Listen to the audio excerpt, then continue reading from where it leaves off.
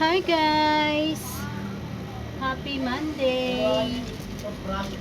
Happy Monday guys, and Happy Mother's Day nga pala sa lahat ng mga nanay dyan. So ayan, magsampay tayo guys.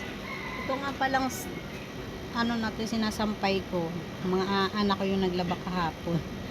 Yung pangalawa ko tsaka si Bunso. Si Bunso naglalaba na guys, si Kulit. Tumutulong na maglaba.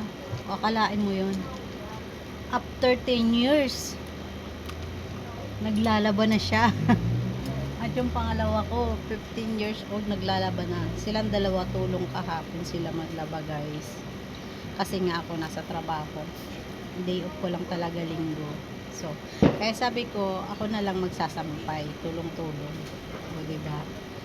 Naglalaba sila tuwing Sabado. At yung panganay ko kasi guys, ano siya, nag-i-extra siya magtrabaho guys sa shake, yung godo, sa godo. Ano yun guys, mga fruit shake, mga juice, ganun. Parang milk tea. Mga ganun yung tinitinda nila guys. Saka mga siomay,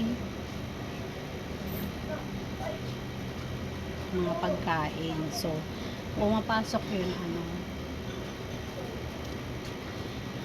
alas 10:30 hanggang 8:30. So, ayun yung sahod niya, pang baon-baon niya.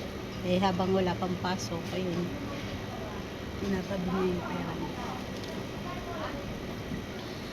At yung pangalawa ko naman, ngayon, mag-start na rin siya ng trabaho bukas. Kasi nag-apply siya sa peso.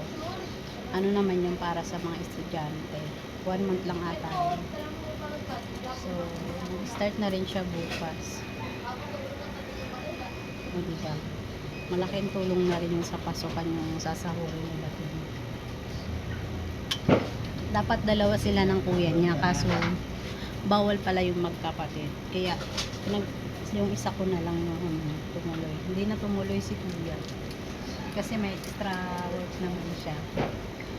Doon niya na lang sa pangalawa niya inano. Siya na lang yung nagpaubaya. Sabi niya, sa susunod, next year na daw. Sa next year siya naman daw yung mag-apply.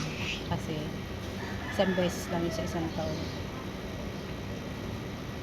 See yun lang guys. Eto sa kadaldalan ko, tagal kong sampay.